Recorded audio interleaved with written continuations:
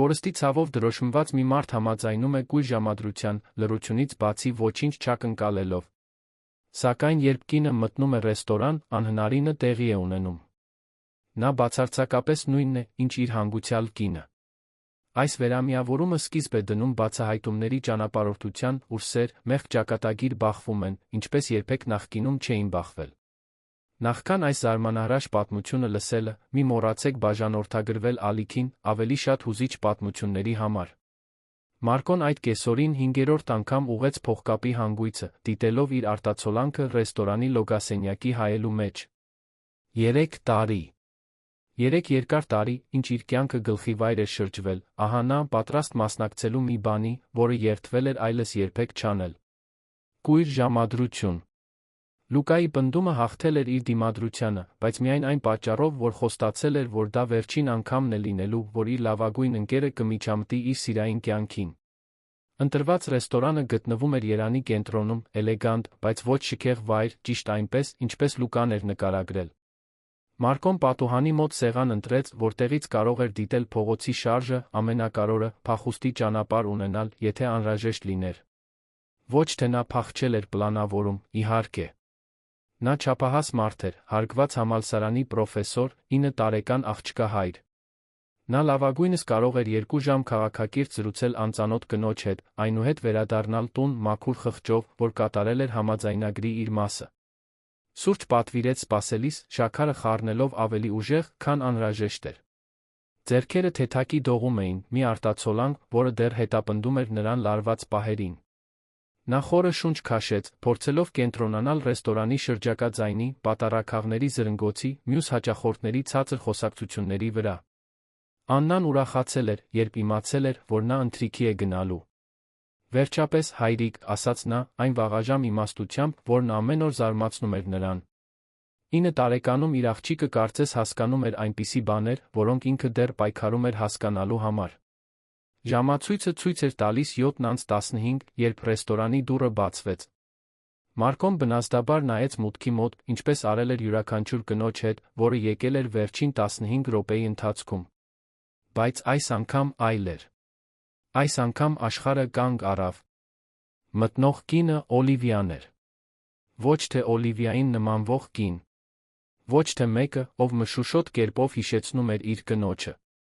Դա Օլիվիան էր, այնտեղ քայլում էր դեպի սեղանները նույն բնական էլեգանտությամբ, նույն ձով, որ գլուխը թեքում էր, երբ մեկին էր փնտրում, նույն մեղմ ժպիտով, որը լուսավորում էր նրա դեմքը, երբ նա թեթակի նյարդային էր։ Մարկոն զգաց, թե ինչպես է սուրճը թափվում սեղանին։ Նրա բաժակը ընկել էր, բայց նա նույնիսկ չնկատեց տաք հեղուկը, որ թրջում էր իր տաբատը։ Նա չէր կարողանում հայացքը կտրել այն տեսիլքից, որը շարժվում էր ռեստորանով մեկ։ Բաց շագանակագույն մազերը նույն կերպ էին ընկած ուսերին, նույն մեղմ գանգուրներով, որոնք նա սովորաբար ոլորում էր իր մատների վրա կիրակի առավոտներին։ Կանաչ աչքերը փնտրում էին սենյակում նույն հետաքրքրասեր ինտենսիվությամբ, երբ նա ժպտաց մատուցողին, որը մոտեցավ օգնելու նրան, Մարկոն զգաց, թե ինչպես է օդը պակասում իր թոքերում։ Անհնար էր։ Բացարձակապես անհնարին։ Օլիվիան մահացել էր 3 տարի առաջ, նա եղել էր նրա անկողնու կողքին, բռնել էր նրա ձեռքը մինչ վերջին պահը։ Նա կազմակերպել էր հուղարկավորությունը, ընտրել ծաղիկները, ելույթ էր ունեցել գերեզմանատանը։ Նա անքուն գիշերներ էր անցկացրել, նայելով անկողնու դատարկ տարածությանը, բացատրել էր Աննային, որ մայրիկն այլս չէր վերադառնալու։ Ինչպես կարող էր նա լինել նույն մարդը։ Կինը շարունակեց փնտրել սենյակում, մինչ նրա աչքերը գտան նրանը։ Մի պահ, որը թվաց հավերժություն, նրանք նայեցին միմյանց լիքը ռեստորանով մեկ։ Մարկոն տեսավ, թե ինչպես է ճանաչումը անցնում նրա դեմքով, որին հաջորդում էր մի բան, որը խառնաշփոթի էր նման։ Նա ինչ-որ բան ստուգեց իր հեռախոսում, նորից նայեց նրան, սկսեց մոտենալ։ Նրա յուրաքանչյուր քայլ դեպի իրեն տանջանք էր։ Մարկոն զգում էր, թե ինչպես է սարսափ ֆիլմ դիտում, որտեղ մահացածները կյանքի են վերադառնում, բայց միևնույն ժամանակ իր սրտի խորը ցավոտ մի մասը սկսեց բաբախել մի հույսով, որը նա վաղուց էր թաղել։ Հնարավոր էր, որ ինչ-որ կերպ, ինչ-որ հրաշքով, որը նա չէր կարողանում հասկանալ, Օլիվիան վերադարձել էր իր մոտ։ Երբ նա հասավ սեղանին, Մարկոն չկարողացավ կանգնել։ Նրա ոտքերը պարզապես չէին արձագանքում իր ուղեղի հրամաններին։ Նա կանգնած մնաց, զարմանքի անհանգստության խառնուրդ դեմքին։ Կներեք, դուք Մարկոն եք, հարցրեց նա, նույնիսկ ձայնն էր նույնը։ Նույն մեղմ տոնը, բառերն արտասանելու նույն ձ. Լուկան ինձ ասաց, որ դուք այստեղ կլինեք։ Մարկոն բացեց բերանը, բայց ոչ մի ձայն դուրս չեկավ։ Նա կարողացավ միայն գլխով հաստատել, դեռ բացարձակ շոկի մեջ։ Կինը, քանի որ նա պետք է տարբեր կին լիներ, պետք է լիներ, որոշակի տատանումով նստեց նրա դիմաց։ Լավ եք։ Կարծես ուրվական տեսած լինեք, ասաց նա, արտահայտության հեգնանքը գրեթե հիստերիկ ծիծաղ առաջացրեց Մարկոյի մոտ։ Ես պետք է, կակազեց նա, փորձելով կանգնել։ Աթոռը գրեթե շրջվեց հետի վրա նրա շարժման կտրուկությունից։ Կներեք, ես չեմ կարող, սա սխալ է։ Առանց պատասխանի սպասելու, Մարկոն դուրս եկավ ռեստորանից, կարծես հրդեհից էր փախչում։ Նրա ոտքերը դողում էին, մինչ նա արագ քայլում էր մայթով, հուսահատ շնչելով Երանի գիշերային օդը։ Իր հետից, ռեստորանի պատուհանից, նա տեսավ կնոջ կերպարը, որը դեռ նստած էր սեղանին, նայելով նրա կտրուկ հեռանալուն, լիակատար շփոթության արտահայտությամբ։ Մարկոն շարունակեց աննպատակ քայլել կենտրոնի փողոցներով, մինչ նրա ոտքերը այլևս չդիմացան։ Նա նստեց հրապարակի նստարանին, գլուխը դրեց ձեռքերի մեջ, փորձեց մարսել այն, ինչ նոր էր տեղի ունեցել։ Անհնար էր։ Պետք է լիներ տրամաբանական բացատրություն։ Մարդիկ գերեզմանից չեն վերադառնում։ Օլիվիան չէր կարող նստած լինել այդ ռեստորանում, նայելով նրան նույն աչքերով, որոնք նա 3 տարի առաջ ընդմիշտ փակել էր իր գրկում։ Բայց եթե դա Օլիվիան չէր, ով էր այդ կինը։ Եվ ինչու էր նա բացարձակապես նույնը, ինչ իր կինը։ Հեռախոսը զանգահարեց նրա գրպանում։ Դա Լուկան էր։ Մարկո, ընկերս, ինչ դժոխք տեղի ունեցավ։ Կիարան նոր զանգահարեց ինձ, լիովին շփոթված։ Ասաց, որ դու վազելով դուրս եկար ռեստորանից, կարծես նա մարդասպան լիներ կամ նման մի բան։ Կիարա։ Ուրեմն նա անուն ուներ։ Տարբեր անուն։ Դա գոնե հաստատում էր, որ դա Օլիվիան չէր, թե դա ոչինչ չէր բացատրում անհանգստացնող նմանության մասին։ Լուկա, ես պետք է ամեն ինչ իմանամ այդ կնոջ մասին, ասաց Մարկոն, դեռ շնչահեղձ լինելով։ Ամեն ինչ։ Որտեղից է նա եկել, ով է, ինչպես ես նրան ճանաչել։ Ամեն ինչ։ Ինչ է պատահել, Մարկո։ Դու ինձ վախեցնում ես։ Նա, Մարկոն կուլ տվեց, փորձելով բառեր գտնել։ Նա բացարձակապես նույնն է, ինչ Օլիվիան։ Լռությունը հեռախոսի մյուս կողմում տեց երկար վայրկյաններ։ Ինչպես թե, նույնը։ Նույնը, Լուկա։ Միանման։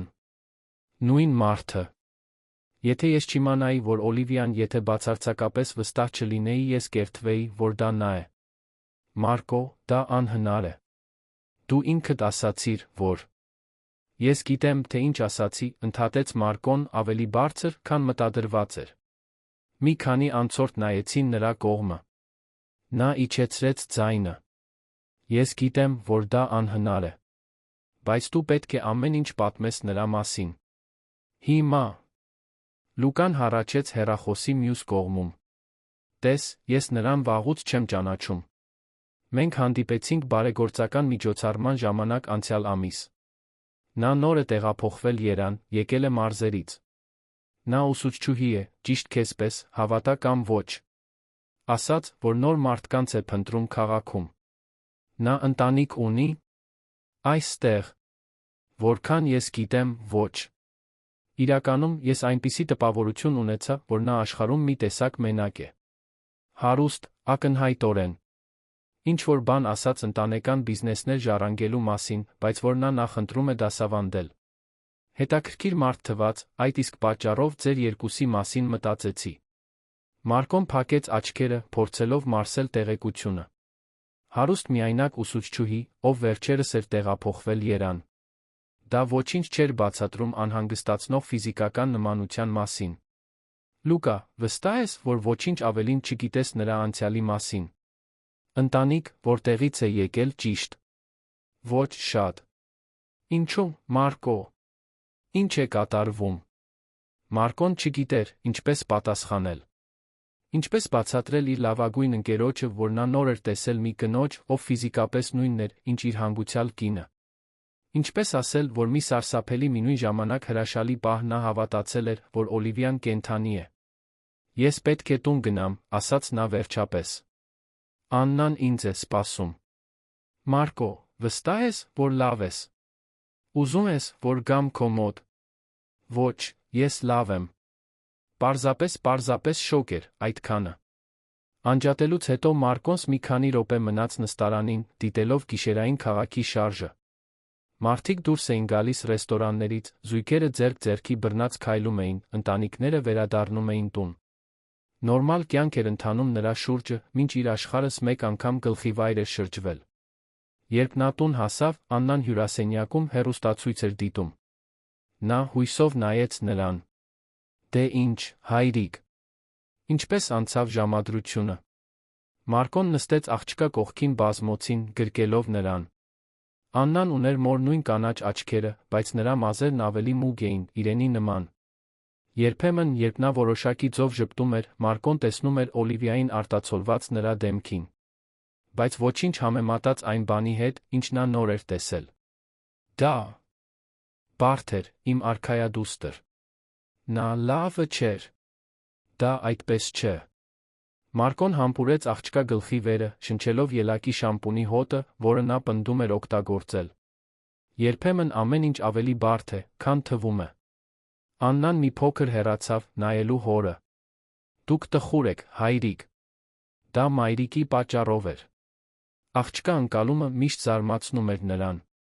Նույնիսկ այնքան փոքր լինելով, երբ Օլիվիան մահացավ, Աննան կարծես բնազդաբար հասկանում էր, երբ հոր մտքերը թափառում էին դեպի անցյալ։ Մի փոքր, խոստովանեց նա։ Երբեմն դժվար է նոր մարդկանց ճանաչել։ Մայրիկն ասում էր, որ երբ մենք սիրում ենք մեկին, միշտ տեղ կա ավելի շատ մարդկանց սիրելու համար։ Մարկոն տխուր ժպտաց։ Օլիվիան իսկապես ասել էր դա։ Իր հիվանդության դեմ պայքարի ժամանակ, երբ նա գիտեր, որ ժամանակը սպառվում է, նա ստիպել էր Մարկոյին խոստանալ, որ նա կփորձի նորից երջանիկ լինել։ Այդ ժամանակ նա ամեն ինչ խոստացել էր, միայն թե տեսներ նրան ժպտալիս։ Հիմա, 3 տարի անց, նա դեռ չէր կարողանում պատկերացնել, թե ինչպես դա հնարավոր կլիներ։ Մայրիկը շատ իմաստուն էր, ասաց նա, համբուրելով Աննայի ճակատը։ Գնանք քնելու։ Վաղը երկուշաբթի է, դու դպրոց ունես։ Այդ գիշեր Մարկոն անքուն մնաց, նայելով այն սենյակի առաստաղին, որը նա կիսել էր Օլիվիայի հետ։ Անկողինը դեռ չափազանց մեծ էր թվում, նույնիսկ այդքան ժամանակ անց։ Նա անձեռնմխելի էր պահում նրա զգեստապահարանը, մազերի խոզանակը նույն տեղում, նրա օգտագործած օծանելիքը դեռ պահված էր դարակում։ Աննան երբեմն մտնում էր սենյակ, հոտը զգալու համար, Մարկոն երբեք չէր համարձակվել ոչինչ փոխել։ Բայց հիմա, 3 տարվա մեջ առաջին անգամ, Օլիվիայի հետ մեկտեղ ուրիշ դեմք էր զբաղեցնում նրա մտքերը։ Կիարա անունով անծանոթուհու դեմքը, ով միաժամանակ լիովին տարբեր էր բացարձակապես նույնը, ինչ այն կինը, ում նա սիրել էր։ Ինչպես էր դա հնարավոր։ Կարող էին աշխարհում լինել նույն մարդիկ, ովքեր երկվորյակներ չէին։ Իսկ եթե նրանք երկվորյակներ էին։ Հաջորդ օրերը Մարկոյի համար անցան խառնաշփոթ մշուշի պես։ Նա փորձում էր կենտրոնանալ համալսարանի իր դասերի վրա, բայց նրա միտքը անընդհատ վերադառնում էր ռեստորանում անցկացրած այդ մի քանի րոպեներին։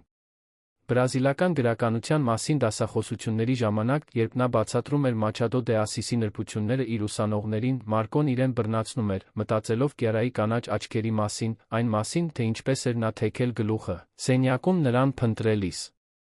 Հինգշաբթի օրը նա այլևս չկարողացավ դիմադրել իրեն կլանող հետաքրքրասիրությանը։ Նա զանգահարեց Լուկային ճաշի ընդմիջման ժամանակ։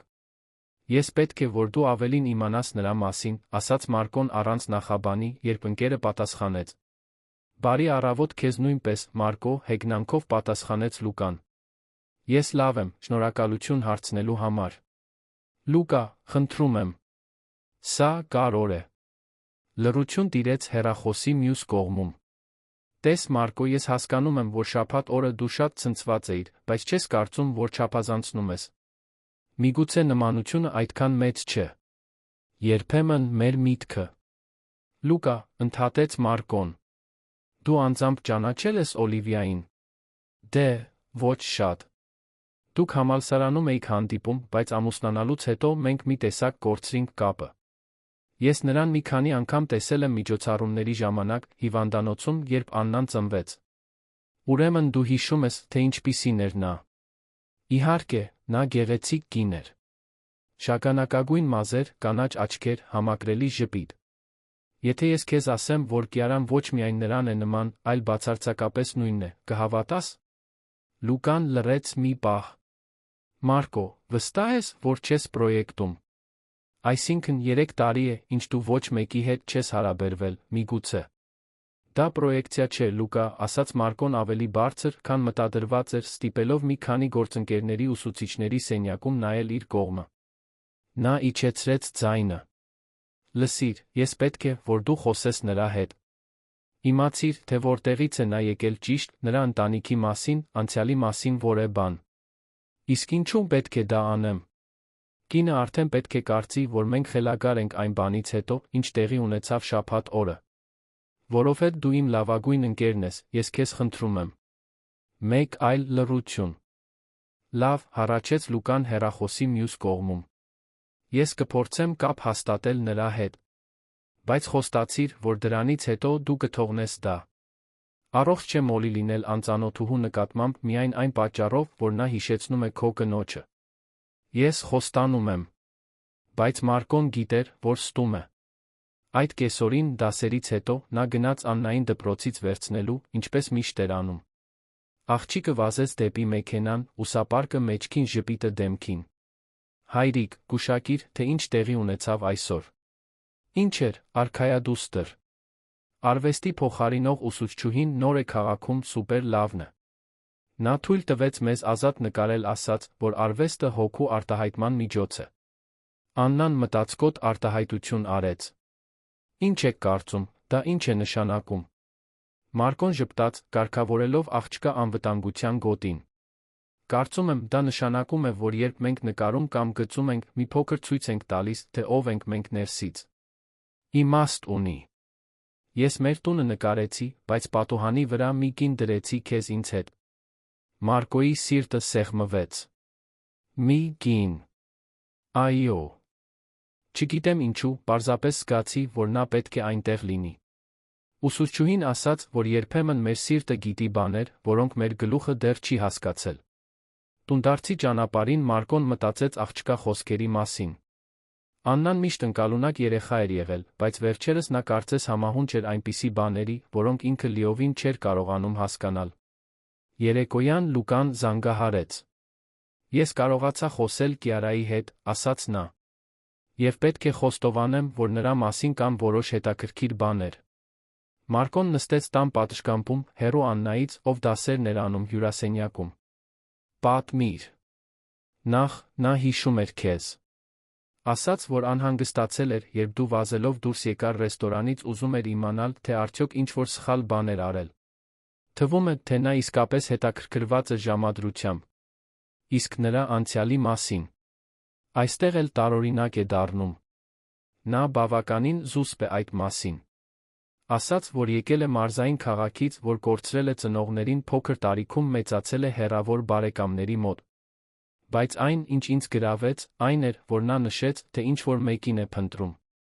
Մարկոն զգաց, թե ինչպես է սիրտը արագանում։ Ո՞մ է փնտրում։ Նա չուզեց մանրամասներ հայտնել, բայց ինչ-որ բան ասաց ընտանիքի մասին։ Որ մենք միշտ չէ, որ գիտենք մեր ամբողջ պատմությունը, որ երբեմն արժե պատասխաններ փնտրել։ Դա իմաստ չունի։ Ինչպիսի պատասխաններ։ Չգիտեմ, Մարկո։ Նա փոխեց թեման, երբ ես փորձեցի ավելին իմանալ։ Բայց կա մի բան, որը ես տարօրինակ համարեցի։ Երբ ես նշեցի, որ դու համալսարանի պրոֆեսոր ես այրի, նա շատ լռեց։ Հարցրեց, թե ինչպես է մահացել քո կինը։ Մարկոն կուլ տվեց։ Իսկ դու ինչ ասացիր։ Պատմեցի, որ դա հիվանդություն էր, 3 տարի առաջ։ Նա տեսանելիորեն ցնցվեց, շատ հարցեր տվեց Օլիվիայի մասին։ Ինչպիսին էր նա, ինչ էր սիրում անել, ինչպես եք ծանոթացել։ Ինչու պետք է նա այդպիսի հարցեր տա անծանոթուհու մասին։ Ճիշտ այդպես էլ մտածեցի։ Եվ կաս մեկ բան։ Նա ինձ ցույց տվեց մի լուսանկար, որը միշտ իր դրամապանակում է պահում։ Հին, մի փոքր մարած լուսանկար, 2 փոքր երեխաների։ Մարկոն սարսուռ զգաց։ 2 երեխա։ 2 աղջիկ, ակնհայտորեն երկվորյակներ։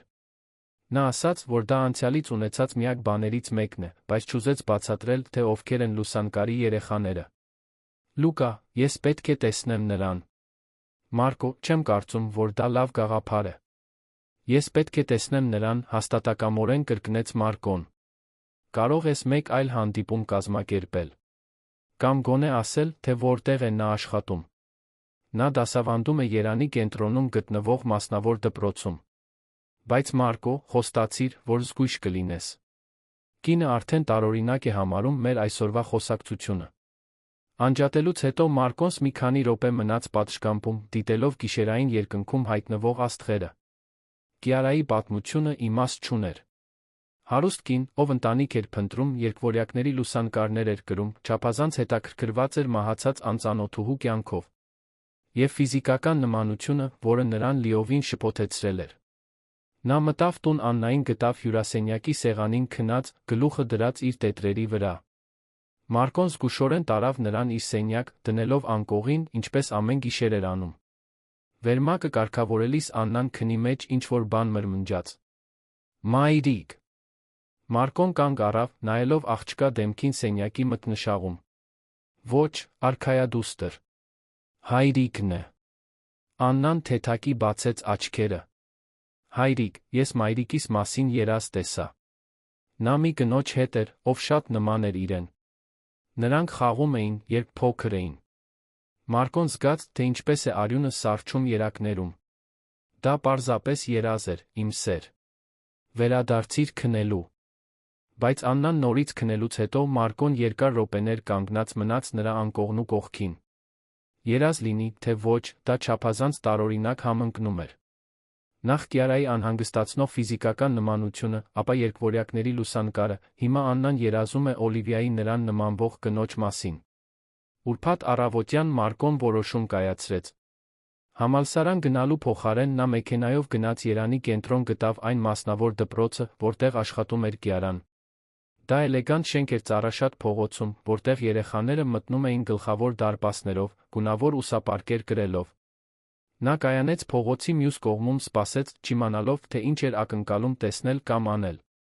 Առավոտյան 8:30-ին Կիարան հայտնվեց, քայլելով մայթով։ Մարկոն անմիջապես ճանաչեց նրան, նույնիսկ հեռվից։ Օլիվիայի նույն կեցվածքը, նույն քայլվածքը։ Նա կանգ առավ դպրոցի մուտքի մոտ, զրուցելու մի գործընկերուհու հետ, Մարկոն կարողացավ ավելի հստակ դիտել նրան։ Ցերեկվա լույսի ներքո նմանությունն ավելի անհանգստացնող էր թվում։ Դա միայն դեմքը կամ մազերը չէին։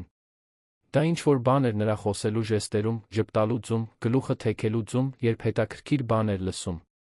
Երբ Կիարան մտավ դպրոց, Մարկոնս մի քանի րոպե մնաց մեքենայում, փորձելով մարսել այն, ինչ անում էր։ Նա հետապնդում էր մի անծանոթուհու, քանի որ նա նման էր իր հանգուցյալ կնոջը։ Սա նորմալ պահվածք չէր։ Բայց նա չէր կարողանում խուսափել դրանից։ Կիարայի մասին կար ինչ-որ բան, որը գերազանցում էր ֆիզիկական նմանությանը։ Լուկան նշել էր, որ նա ընտանիք էր փնտրում, որ երկվորյակների լուսանկար էր կրում։ Իսկ եթե… Մարկոն գլուխը թափահարեց, փորձելով հեռացնել այն միտքը, որը ձավորվում էր։ Անհնար էր։ Օլիվիան երբեք չէր հիշատակել քույրեր ունենալու մասին։ Նա մեծացել էր մանկատանը, ծնողների մահից հետո ավտովթարում, երբ փոքր էր։ Միշտ ասում էր, որ ընտանիք չունի։ Բայց ինչ, եթե Օլիվիան չգիտեր։ Իսկ եթե կային բաներ իր անցյալի մասին, որոնք ինքը չգիտեր։ Մարկոն միացրեց մեքենան, շարժվեց դեպի համալսարան, բայց ամբողջ օրը նա չկարողացավ կենտրոնանալ ոչնչի վրա, բացի այդ հարցերից։ Կեսօրվա դասի ժամանակ, երբ նա իր ուսանողների հետ քննարկում էր Ժոզե դե Ալենկարի ռեալիզմը, նրա միտքը զբաղված էր անհնարին հնարավորություններով, որոնք նա չէր կարողանում հեռացնել։ Օրվա վերջում, երբ նա իր սենյակում գրքերն էր դասավորում, հեռախոսը զանգահարեց։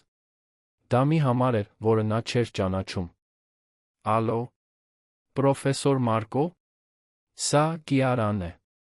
Մարկոն զգաց, կարծես հատակը անհետացել էր իր ոտքերի տակից։ Կիարա, ինչպես ստացար իմ համարը։ Լուկան տվեց ինձ։ Հույս ունեմ, որ չեք բարկանա։ Նրա ձայնը բացարձակապես նույնն էր, ինչ Օլիվիայի ձայնը։ Ես ուզում էի ներողություն խնդրել այն բանի համար, ինչ տեղի ունեցավ ռեստորանում։ Ես այնպիսի տպավորություն ունեմ, որ ինչ-որ բան արեցի, որը ձեզ անհանգստացրեց, դա ինձ անհանգստացնում է։ Մարկոն ծանր նստեց աթոռին։ Դուք ոչինչ սխալ չեք արել։ Ուրեմն ինչու եք վազելով դուրս եկել։ Լուկան ասաց, որ ես ձեզ հիշեցրել եմ ինչ-որ մեկին։ Երկար լռություն տիրեց։ Մարկոն չգիտեր, ինչ ասել։ Ինչպես բացատրել անծանոթուհուն, որ նա ֆիզիկապես նույնն էր, ինչ իր հանգուցյալ կինը։ Դա բարդ է, ասաց նա վերջապես։ Տեսեք, ես գիտեմ, որ տարօրինակ պետք է թվա այսպես զանգահարելը, բայց կարող եք ինձ հետ հանդիպել զրույցի համար։ Ոչ թե ռոմանտիկ ժամադրության, նա շտապեց պարզաբանել։ Պարզապես զրույց։ Կամ որոշ բաներ, որոնք ես կցանկանայի ձեզ հարցնել։ Ինչպիսի բաներ։ Ձեր կնոջ մասին։ Մարկոն գրեթե գցեց հեռախոսը։ Ինչ եք ուզում իմանալ իմ կնոջ մասին։ Լուկան մի փոքր պատմեց նրա մասին։ Օլիվիա, չէ՞։ Ես դժվար է հեռախոսով բացատրել։ Բայց կարծում եմ, որ միգուցե մենք ավելին ունենք ընդհանուր, քան պատկերացնում ենք։ Մարկոն փակեց աչքերը, զգալով, որ նա մի բան է հայտնաբերելու շեմին, որը կփոխի ամեն ինչ։ Որտեղ եք ուզում հանդիպել։ Կիարայի ընտրած սրճարանը գտնվում էր Երանի կենտրոնի մի հանգիստ փողոցում, հեռու մեծ պողոտաների աղմուկից։ Մարկոն ժամանեց պայմանավորված ժամից 15 րոպե շուտ, ընտրելով սեղան հաստատության հետնամասում, որտեղ նրանք կարող էին զրուցել առանց ընդհատումների։ Նրա ձեռքերը թեթակի դողում էին, մինչ նա խառնում էր իր պատվիրած սուրճի շաքարը, նույն նյարդայնությունը, որը նա զգացել էր ռեստորանում մեկ շաբաթ առաջ։ Այս անգամ, սակայն, նա պատրաստ էր։ Կամ գոնե փորձում էր լինել։ Կիարան ժամանեց ուղիղ ժամը 5-ին, գրելով մուգ կապույտ զգեստ, որը Մարկոն անմիջապես ճանաչեց։ Ոչ թե հենց զգեստը, այլ ոճը։ Օլիվիան գրեթե նույն զգեստը ուներ, որը սովորաբար կրում էր հատուկ ընթրիքների ժամանակ։ Նույն զուսպ էլեգանտությունը, նույն ձը, որով ընդգծում էր կազմվածքը, առանց չափազանցության։ Շնորհակալություն ինձ հետ հանդիպելու համար, ասաց նա, նստելով նրա դիմաց։ Ես գիտեմ, որ սա պետք է տարօրինակ լինի ձեզ համար։ Մարկոն դիտում էր նրա յուրաքանչյուր շարժումը, երբ նա տեղավորվում էր աթոռին։ Այն ձև, որով նա կարգավորեց մազերը ականջի հետում, ինչպես խաչեց ձեռքերը սեղանին, ինչպես նրա կանաչ աչքերը վերլուծեցին նրան, հետաքրքրասիրության նյարդայնության խառնուրդով։ Ամեն ինչ բացարձակապես նույնը, ինչ Օլիվիան։ Տարօրինակը շատ մեղմ բառ է այն նկարագրելու համար, ինչ ես զգում եմ, ասաց նա անկեղծորեն։ Կիարան երիցուկի թեյ պատվիրեց, նրանք մի քանի րոպե լուռ մնացին, դիտելով միմյանց։ Մարկոն նկատեց, որ նա նույնպես կարծես ուսումնասիրում էր իր դեմքը, կարծես ինչ-որ կոնկրետ բան էր փնտրում։ Դուք ասացիք, որ հարցեր ունեք իմ կնոջ մասին, Մարկոն վերջապես խախտեց լռությունը։ Այո, բայց նախքան այդ կարող եմ մի բան հարցնել։ Լուկան ասաց, որ դուք շատ ցնցված էիք, երբ ինձ տեսաք։ Ինչո՞վ։ Մարկոն խորը շունչ քաշեց։ Ճշմարտությունը շրջանցելու ճանապարհ չկար։ Որովհետև դուք ֆիզիկապես նույնն եք, ինչ նա։ Կիարան թարթեց աչքերը, ակնհայտորեն զարմացած։ Նույնը։ Լիովին։ Դա պարզապես նմանություն չէ։ Դա կարծես նույն մարդուն եմ նայում։ Դա անհնար է։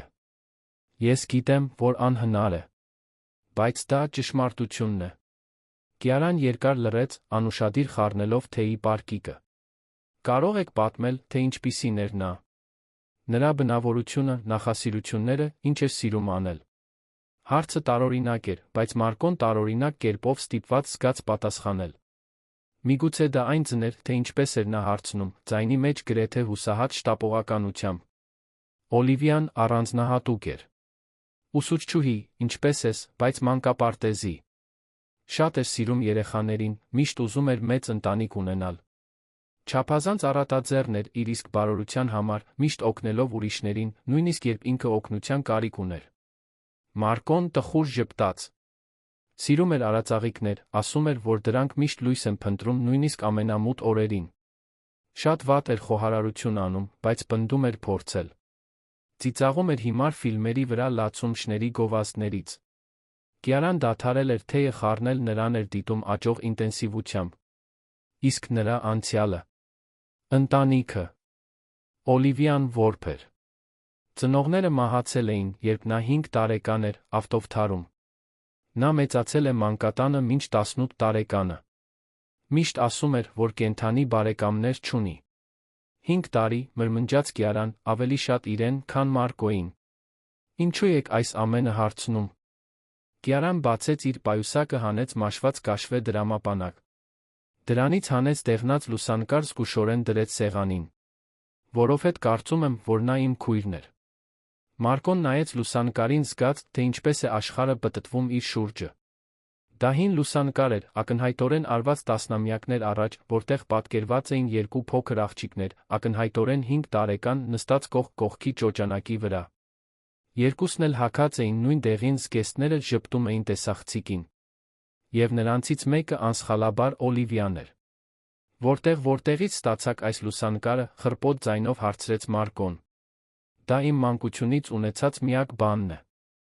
Ինձ որդեգրած ընտանիքն ասաց, որ այն գտնվել է ինձ մոտ, երբ ինձ մանկատնից վերցրել են։ Որդեգրել։ Ես նույնպես կորցրի ծնողներիս 5 տարեկանում։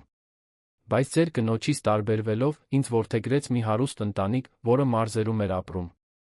Նրանք երբեք շատ բան չպատմեցին իմ անցյալի մասին, միայն թե ես բաժանվել էի մի քրոջից որդեգրման գործընթացի ժամանակ։ Մարկոն չէր կարողանում հայացքը կտրել լուսանկարից։ Ճոճանակի վրա մյուս աղջիկը Կիարան էր, անկասկած, բայց Օլիվիայի հետ նմանությունն այնքան բացարձակ էր, որ նրանք կարող էին լինել նույն մարդը տարբեր ժամանակներում։ Դուք ասում եք, որ մենք նույնական երկվորյակներ ենք, ովքեր բաժանվել են 5 տարեկանում, որդեգրվել տարբեր ընտանիքների կողմից։ Կիարան նրբորեն շոշափեց լուսանկարը։ Ես ամբողջ կյանքս նրան էի փնտրում։ Գաղտնի դետեկտիվներ եմ վարձել, մանկատներ եմ շրջել, պաշտոնական գրառումներում եմ փնտրել։ Երբ 2 ամիս առաջ տեղափոխվեցի Երան, դա այն պատճառով էր, որ ակնարկներ ունեի, որ նա կարող էր այստեղ լինել։ Մարկոն զգում էր, կարծես երազում էր։ Կամ մղձավանջում։ Բայց եթե դուք քույրեր երկվորյակներ եք, ինչու Օլիվիան երբեք ձեր մասին չի հիշատակել։ Ինչու էր նա հավատում, որ ընտանիք չունի։ Հավանաբար, որովհետև նա չգիտեր։ Կիարան խորը հառաչեց։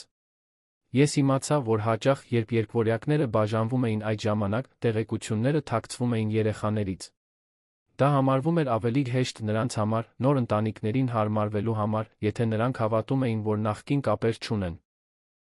Մարկոն չկարողացավ ավարտել նախադասությունը։ Դա դաժան էր։ Այո, այդպես էր։ Բայց դա սովորական էր 90 ականներին։ Մարկոն դողացող ձեռքերով վերցրեց լուսանկարը, դիտելով յուրաքանչյուր մանրուք։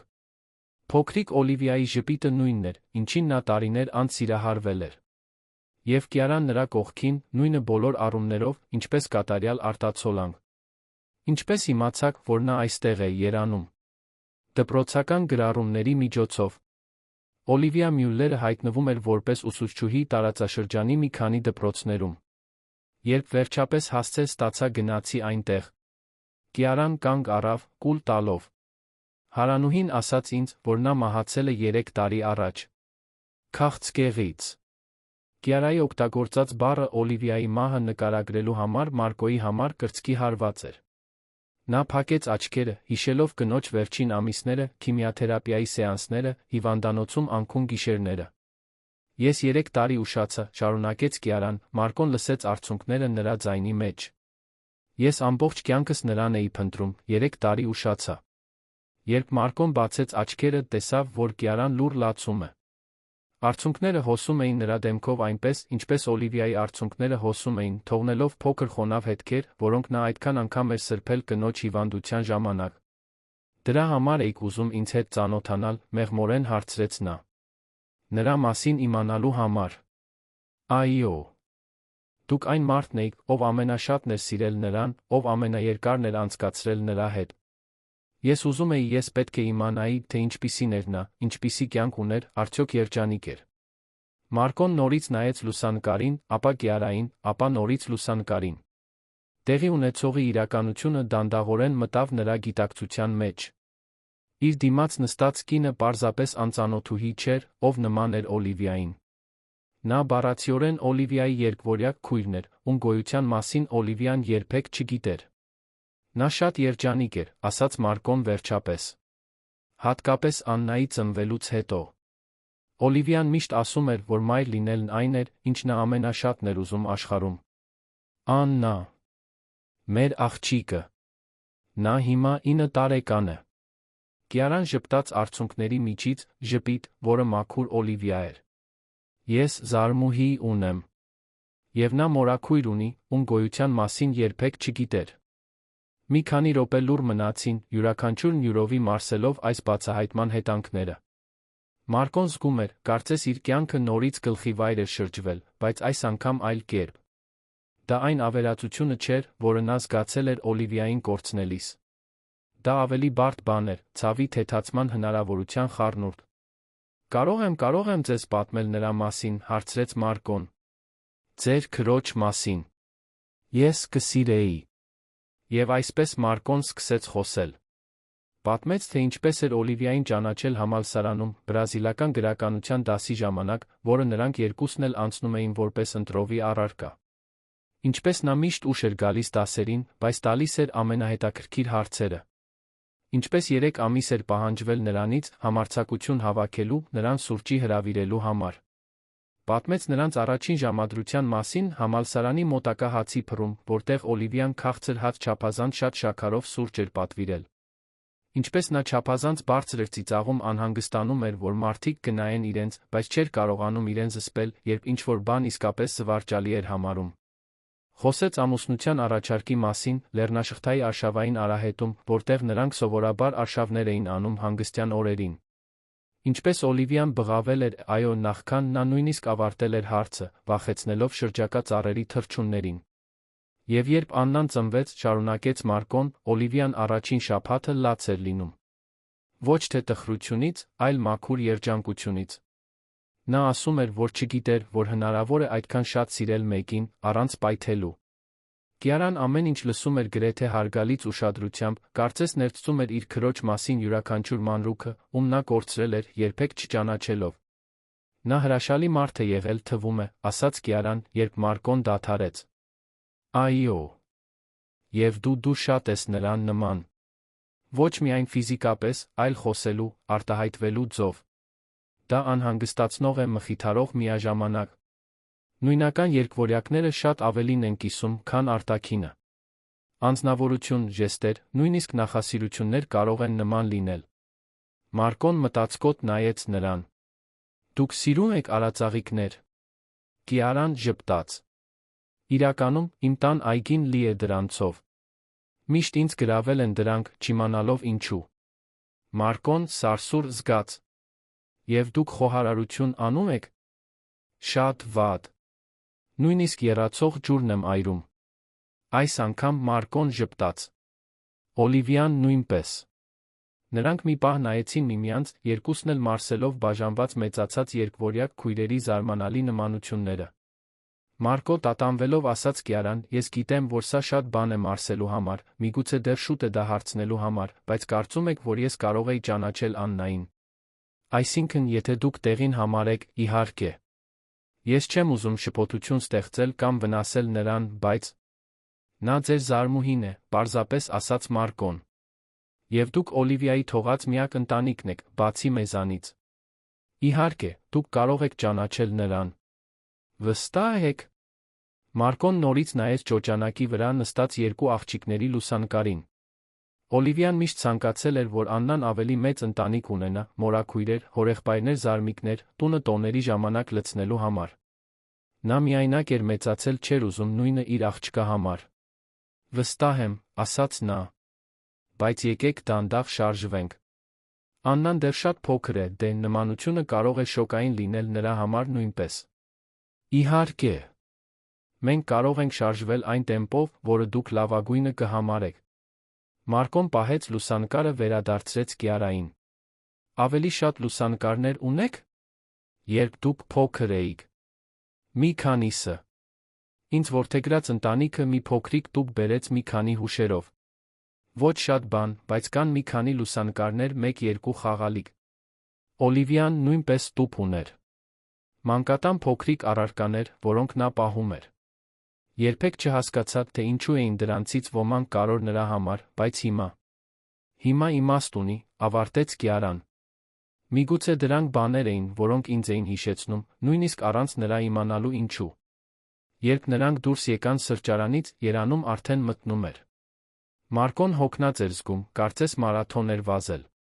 Նրա կյանքի, Օլիվիայի անցյալի, այն ընտանիքի մասին իր ամբողջ ընկալումը, որը նա կարծում էր, որ ընդմիշտ կորցրել էր, փոխվել էր մեկ կեսօրում։ Մարկո, ասաց Կիարան նախքան հրաժեշտ տալը։ Շնորհակալություն նրա մասին պատմելու համար։ Գիտեմ, որ դա հեշտ չէր լինի։ Շնորհակալություն նրան փնտրելու համար։ Ինձ թույլ տալու համար ճանաչել նրան, նույնիսկ անուղղակիորեն։ Կարող եմ ձեզ զանգահարել։ Պայմանավորվելու համար, թե երբ կարող եմ ճանաչել Աննային։ Մարկոն տատանվեց միայն մեկ վայրկյան։ Նրա մի մասը դեռ լիովին չէր կարողանում հավատալ այն բանին, ինչ տեղի էր ունենում։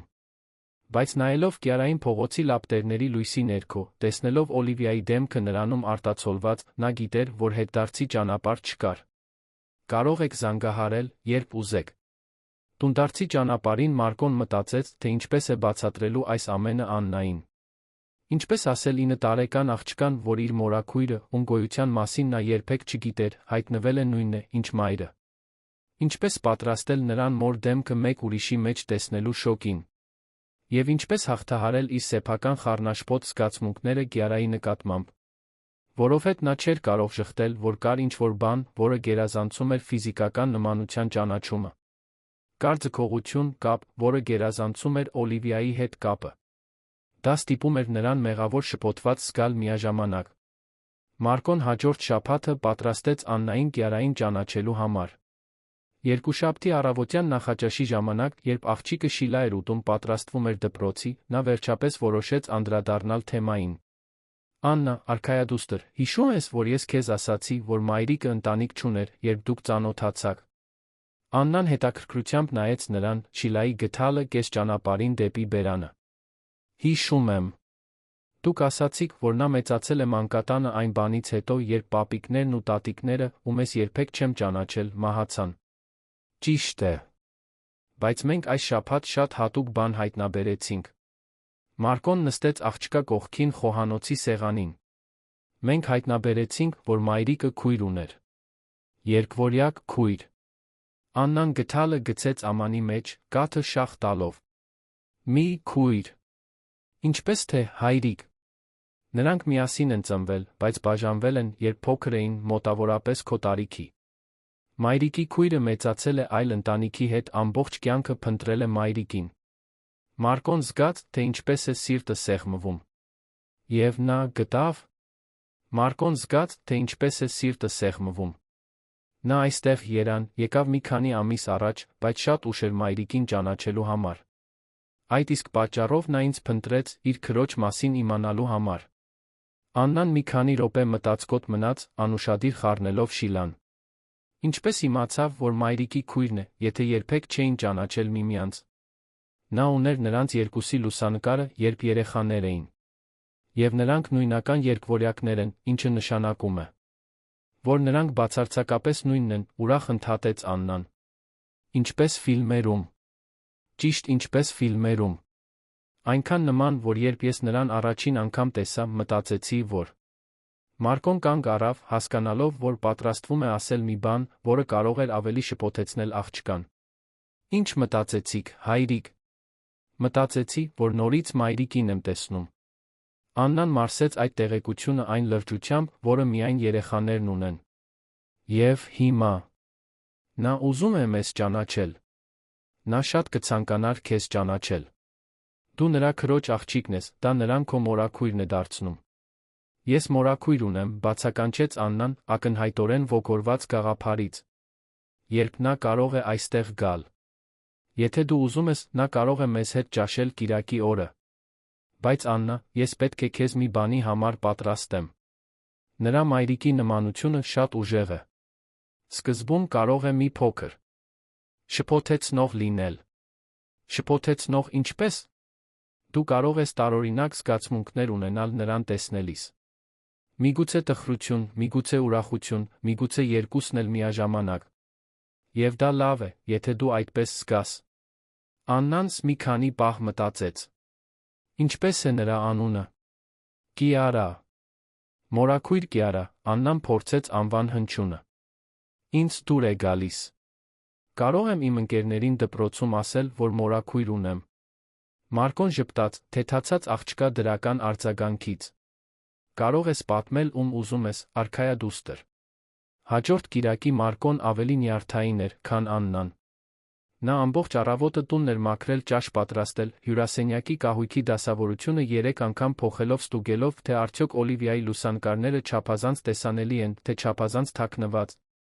Կիարան ժամանեց ուղիղ կեսօրին, գրելով արածաղիկների փունջ տիկնիկ Աննայի համար։ Մարկոն բացեց դուռը նորից զգաց Օլիվիայի դեմքը տեսնելու այդ շոկը, նույնիսկ դրան պատրաստ լինելով։ Ծաղիկներ բերեցի, նյարդայնորեն ասաց նա։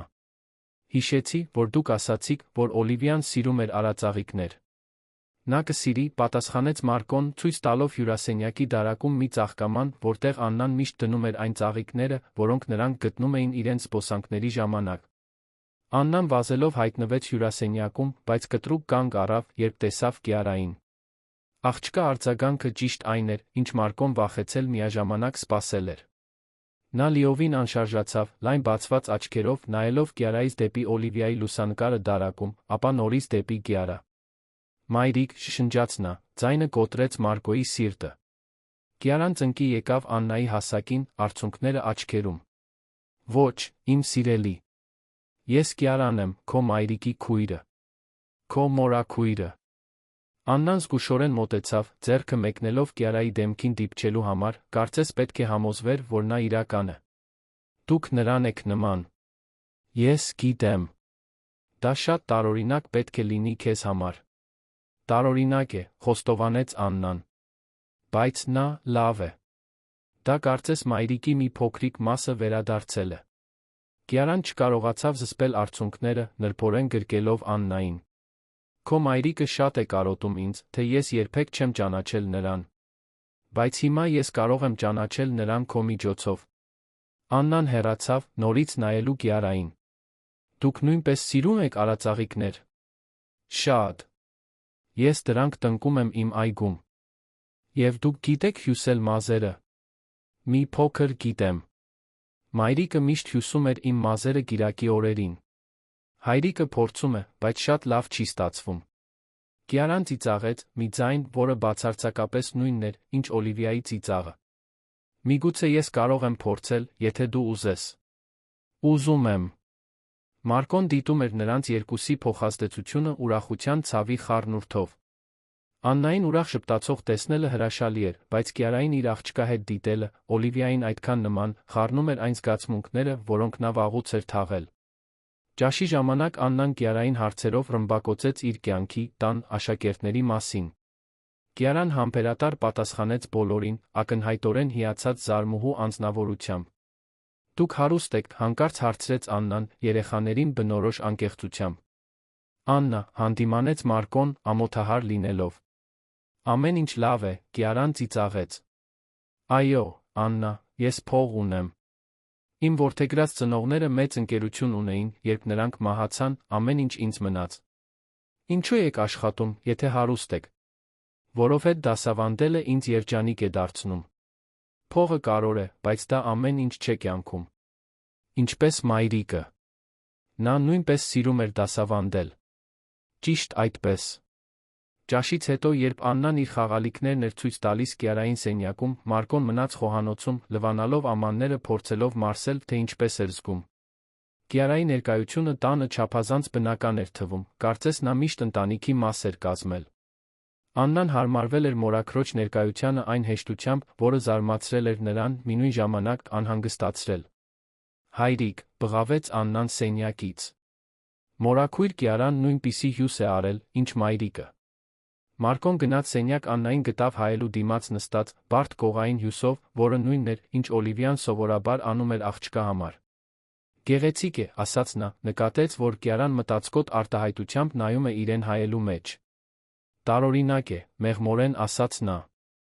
Դա կարծես իմ ձեռքերը գիտեն, թե ինչպես անել այս հյուսը, առանց ես երբեք սովորելու։ Երկվորյակները կիսում են կարողություններ, հիշեցրեց Մարկոն։ Օլիվիան նույնպես բնազդաբար էր անում այս հյուսը։ Այդ գիշեր, Կիարայի հեռանալուց հետո, Աննան հատկապես ոգորված էր քնելու ժամին։ «Հայրիկ, կարող եմ մի բան հարցնել»։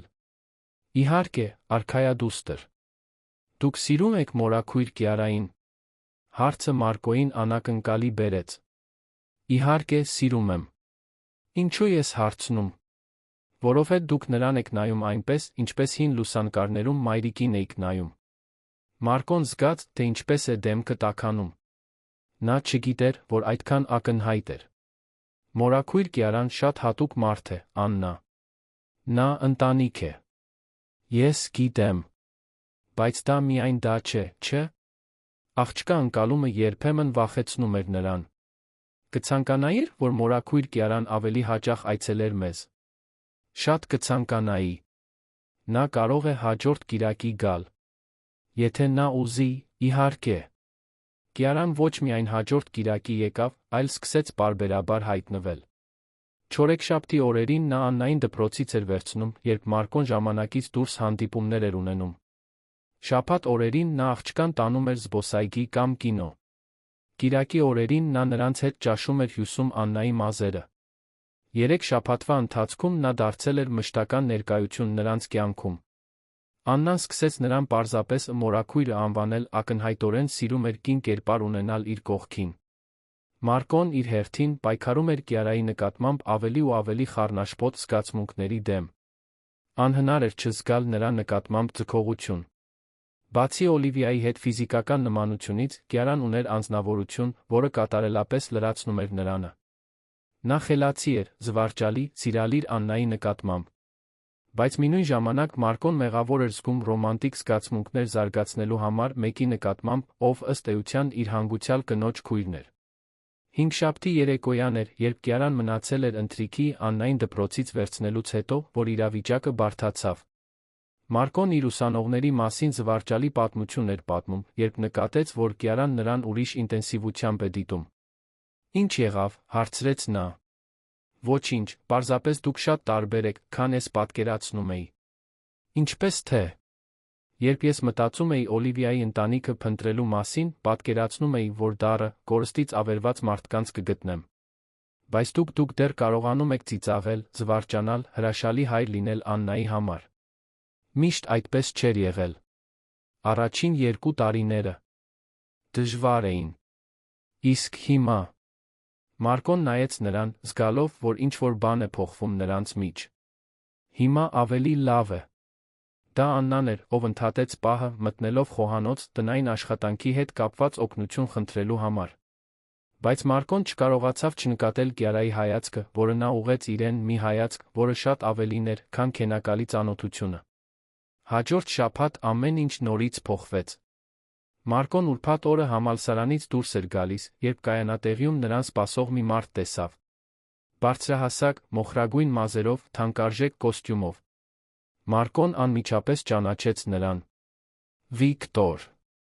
Վիկտոր Կարմենը Օլիվիայի ամենամոտ զարմիկն էր, նրա մահից հետո ժամանակավորապես ստանձնել էր Աննայի խնամակալությունը, մինչ Մարկոն հաղթահարում էր իր սեփական վիշտը։ Նա հաջողակ իրավաբան էր, Մարկոյից մի քանի տարով մեծ, երբեք չէր թաքցրել իր կարծիքը, որ Մարկոն բավականաչափ էմոցիոնալ առումով կայուն չէր, աղջկան միայնակ խնամելու համար։ Մարկո։ Մենք պետք է խոսենք։ Ինչի՞։ Մասին։ Այդ կնոջ մասին, ով իրեն Օլիվիայի քույր է ներկայացնում, ներթափանցում է Աննայի կյանք։ Մարկոն զգաց, թե ինչպես է արյունը սառչում։ Ինչպես իմացաք Կիարայի մասին։ Ես ընկերներ ունեմ, ովքեր ինձ տեղեկացնում են իմ զարմուհի թոռնուհու բարեկեցության մասին։ Պատկերացրեք իմ զարմանքը, երբ իմանում եմ, որ մի անծանոթուհի Աննային դպրոցից է վերցնում, նրան զբոսանքների է տանում, գրեթե ապրում է ձեր տանը։ Նա անծանոթուհի չէ։ Նա Օլիվիայի քույրն է։ Ենթադրյալ քույր։ Եվ նույնիսկ եթե դա ճիշտ է, ինչ տեսակի հարուստ անընտանիք մարդ է հայտնվում ոչնչից, հետաքրքրված մի երեխայով, ում չի ճանաչում։ Մարկոն սեղմեց բռունցքները։ Այն տեսակի մարդը, ով իր կյանքն անցկացրել է կորցրած ընտանիքը փնտրելով։ Կամ այն տեսակի մարդը, ով օգտվում է ֆիզիկական նմանություններից, խոցելի ընտանիք ներթափանցելու համար։ Վիկտորը մոտեցավ Մարկոյին։ Դուք իսկապես հավատում եք, որ պատահականություն է, որ մի հարուստ, գեղեցիկ միայնակ կին հայտնվում է դեռ սկի մեջ գտնվող այրիի նրա որբացած դստեր կյանքում։ Դուք չգիտեք, թե ինչի մասին եք խոսում։ Ես ավելին գիտեմ, քան դուք պատկերացնում եք։ Ես որոշ հետաքննություններ եմ արել տիկին Կիարա Սալլենի մասին։ Հարուստ ընտանիք մարզերից, զգալի կարողություն է ժառանգել, լուրջ հարաբերությունների պատմություն չունի։ Եվ հիմա հայտնվում է այստեղ, հարմարավետ պատմությամբ Օլիվիայի կորած երկվորյակ քույր լինելու մասին։ Կիարայի ազգանունը Մարկոին հարվածեց որպես բռունցք։ Սալլեն։ Նա երբեք չէր հարցրել նրա ամբողջական ազգանունը։ Նույնիսկ եթե այս ամենը ճիշտ է, ասաց Մարկոն, փորձելով հանգիստ մնալ, դա չի փոխում այն փաստը, որ նա օրինական կապ ունի Օլիվիայի հետ։ Ապացույցներ, Մարկո։ Որտեղ են ապացույցները։ Մի հին լուսանկարը կարող է կեղծվել։ Փաստաթղթերը կարող են կեղծվել։ Դուք ստուգել եք նրա պատմության ճշմարտացիությունը։ Մարկոն տատանվեց։ Նա ընդունել էր Կիարայի խոսքը, որովհետև ուզում էր հավատալ, որովհետև նրա ներկայությունը իր կյանքին վերադարձրել էր մի բան, որը նա կարծում էր, որ ընդմիշտ կորցրել էր։ Ես ուղիղ կլինեմ, շարունակեց Վիկտորը։ Ես անհանգստացած եմ Աննայի համար։ Այս կինը ակնհայտորեն օգտագործում է Օլիվիայի հետ ֆիզիկական նմանությունը, ձեզ երկուսիդ մանիպուլյացիայի ենթարկելու համար։ Եվ դուք, Մարկո, չափազանց խոցելի եք դա նկատելու համար։ Աննան լավ է։ Նա սիրում է Կիարային։ 9 տարեկան երեխան չունի տարբերակման կարողություն, հայտնաբերելու բարդ մանիպուլյացիան։ Եվ դուք։ Վիկտորը նայեց Մարկոյին, խղճահարության նյարդայնության խառնուրդով։ Դուք շնորհակալությունն ու միայնությունը շփոթում եք սիրո հետ։ Ինչ եք ուզում, Վիկտոր։ Ես ուզում եմ, որ դուք այդ կնոջը հեռու պահեք Աննայից, մինչ նրա իսկական ինքնությունը հաստատվի։ Եվ եթե դուք դա կամավոր չանեք, ես օրինական միջոցներ կձեռնարկեմ, ապահովելու իմ զարմուհի թոռնուհու պաշտպանությունը։ Դուք խնամակալության մասին եք խոսում։ Ես խոսում եմ այն մասին, որ անհրաժեշտ է անել այն, ինչ անհրաժեշտ է Աննային պոտենցիալ վտանգավոր իրավիճակից պաշտպանելու համար։ Վիկտորի հեռանալուց հետո Մարկոն երկար րոպեներ կանգնած մնաց կայանատեղիում, զգալով նրա խոսքերի ծանրությունը։ Օլիվիայի զարմիկի ասացի մի մասը իմաստ ուներ։ Նա իսկապես չափազանց հեշտությամբ էր ընդունել Կիարայի պատմությունը։ Նա լուսանկարից բացի ապացույցներ չէր խնդրել, չէր հետաքննել նրա ծագումը։ Բայց նրա մյուս մասը, այն մասը, որը դիտել էր Կիարային Աննայի հետ, որը տեսել էր նրա անկեղծ հուզմունքը Օլիվիայի մասին խոսելիս, գիտեր, որ Վիկտորը սխալվում էր։ Կիարան չէր ձացնում։ Նրանց միջ կապը չափազանց իրական էր, մանիպուլյացիա լինելու համար։ Այդ գիշեր, Աննայի քնելուց հետո, Մարկոն զանգահարեց Կիարային։ Մենք պետք է խոսենք։ Դա կարևոր է։ Իհարկե։ Ինչ-որ բան տեղի է ունեցել։ Վիկտորը հայտնվեց այսօր։ Օլիվիայի զարմիկը։ Լռություն տիրեց հեռախոսի մյուս կողմում։ Եվ ինչ էր նա ուզում։ Նա կասկածի տակ է դնում ձեր ինքնությունը։ Ուզում է ապացույցներ, որ դուք իսկապես Օլիվիայի քույրն եք։ Իսկ դուք ինչ եք ուզում։ Մարկոն փակեց աչքերը։ Ես ուզում եմ հավատալ ձեզ։ Բայց նա որոշ հարցեր բարձրացրեց, որոնք միգուցե ես պետք է ի սկզբանե տայի։ Ինչպիսի հարցեր։ Ձեր պատմության փաստաթղթային ապացույցներ։ Որդեգրման գրառումներ։ Լուսանկարի իսկության ստուգում։ Մեկ այլ լռություն։ Մարկո, դուք կասկածում եք ինձ։ Ես չեմ կասկածում։ Բայց պետք է բացարձակապես վստահ լինեմ։ Աննայի համար։ Ես հասկանում եմ։ Եվ դուք ճիշտ եք։ Ես պետք է ի սկզբանե ապացույցներ բերեի։ Կիարան հառաչեց։ Ես կարող եմ հավաքել բոլոր փաստաթղթերը ցույց տալ ձեզ։ Որդեգրման գրառումներ, ծննդյան վկայականի բնօրինակը, այդ ժամանակվա բժշկական եզրակացությունները, նույնիսկ սոցիալական աշխատողների զեկույցները։ Շնորհակալություն։ Մարկո։ Օլիվիայի այդ զարմիկը նա վտանգավոր է։ Ոչ վտանգավոր, բայց վճռական։ Եթե նա իսկապես հավատում է, որ դուք սպառնալիք եք Աննայի համար, նա կպայքարի։ Իսկ եթե նա կարողանա ինձ հեռացնել ձեզանից։ Մարկոն զգաց, թե ինչպես է սիրտը սեղմվում, մտածելով այդ հնարավորության մասին։ Ես թույլ չեմ տա, որ դա տեղի ունենա։ Բայց նույնիսկ խոսքերն ասելիս Մարկոն մտածում էր, թե արդյոք ինքը կարող է կատարել այդ խոստումը։ Հաջորդ երկուշաբթի Կիարան հայտնվեց Մարկոյի տանը, ձեռքին փաստաթղթերի թղթապանակ վճռական արտահայտություն դեմքին։ Աննան գնացել էր դպրոց, ուստի նրանք գաղտնիություն ունեին լուրջ հարցեր քննարկելու համար։ Ամեն ինչ բերեցի, ասաց նա, թղթապանակը դնելով խոհանոցի սեղանին։ Որդեգրման գրառումներ, ծննդյան վկայականի բնօրինակը, այդ ժամանակվա բժշկական եզրակացությունները, նույնիսկ սոցիալական աշխատողների զեկույցները։ Մարկոն բացեց թղթապանակը, սկսեց ուսումնասիրել փաստաթղթերը։ Ամեն ինչ իսկական էր թվում։ Ծննդյան վկայականը ցույց էր տալիս նույն օրը, նույն ժամին, նույն հիվանդանոցում ծնված երկվորյակներ, որտեղ Մարկոն գիտեր, որ Օլիվիան էր ծնվել։ Որդեգրման գրառումները հաստատում էին քույրերի բաժանումը, Օլիվիան գնում էր քաղաքային մանկատուն, իսկ Կիարան որդեգրվում էր մարզերից Սալլենների ընտանիքի կողմից։ Կաս մի բան, տատանվելով ասաց Կիարան, թղթապանակից հանելով շագանակագույն ծրար։ Դնդ թեստեր, որոնք ես արել եմ տարիներ առաջ, երբ սկսել եմ փնտրել Օլիվիային։ Ես կարողացել եմ նրա մազերից նմուշ ստանալ մի ընկերուհու միջոցով, ով աշխատում էր նույն դպրոցում։ Մարկոն նայեց լաբորատորիայի արդյունքներին։ Գենետիկական համատեղելիություն 99,9%։ Նույնական երկվորյակ քույրեր։ Սա բավական է Վիկտորին համոզելու համար, ասաց Մարկոն, փակելով թղթապանակը։ Իսկ ձեզ համոզելու համար։